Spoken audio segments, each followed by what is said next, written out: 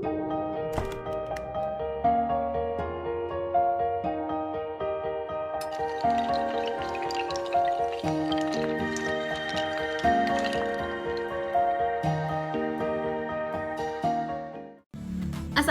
warahmatullahi wabarakatuh. Selamat datang di video pembelajaran ilmu pengetahuan sosial.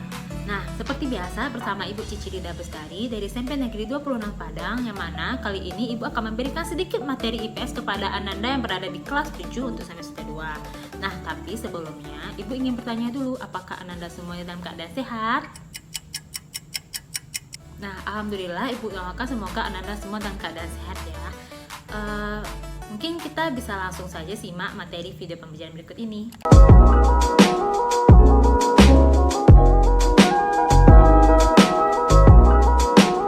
Nah, Ananda sekalian, siapa yang pernah atau suka makan di kafe? Atau meminum minuman kekinian? Nah, coba acungkan tangannya. Nah, rata-rata dari kita pasti pernah makan di kafe atau membeli minuman tadi. Saat makan di kafe tadi, tanpa sadar kita sedang melakukan kegiatan ekonomi loh. Kegiatan ekonomi yang kita lakukan saat makan di kafe tadi adalah kegiatan konsumsi. Selain konsumsi, ada juga kegiatan ekonomi yang lain, yaitu produksi dan distribusi. Apa ya pengertian dari masing-masing kegiatan ekonomi tersebut? Yuk kita pelajari lebih dalam. Tahap pertama dari kegiatan ekonomi adalah produksi. Orang atau lembaga yang melakukan kegiatan produksi disebut dengan produsen. Misalnya nih, koki di tempat Ananda makan di kafe tadi, dia adalah seorang produsen. Kenapa? Karena dia mengolah bahan makanan yang akan disajikan kepada para pengunjung. Nah, jadi produksi itu apa ya?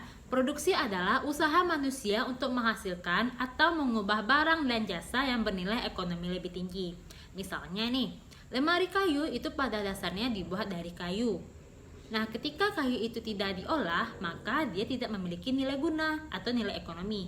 Nah, ketika kayu ini diolah menjadi lemari kayu, maka dia memiliki nilai ekonomi. Nah, Ananda masih bingung? Tenang, masih ada contoh yang lain.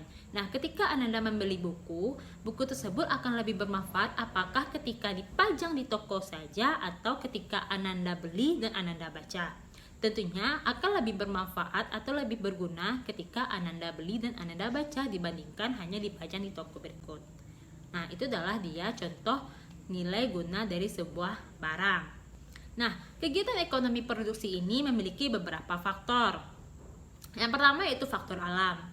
Faktor alam yaitu faktor produksi yang disediakan oleh alam sebagai bahan mentah. Contohnya adalah tanah. Tanah disediakan oleh alam, manusia dapat menggunakan untuk lahan pertanian, pabrik, perkebunan, peternakan, dan lain-lain. Yang kedua yaitu faktor tenaga kerja. Faktor tenaga kerja itu sumber daya manusia yang dapat digunakan kemampuannya untuk proses produksi. Nah, di sini faktor tenaga kerja dibagi atas 3. Yang pertama, tenaga kerja terdidik. Tenaga kerja yang memerlukan pendidikan formal. Yang kedua, tenaga kerja terlatih. Tenaga kerja yang memerlukan latihan keterampilan.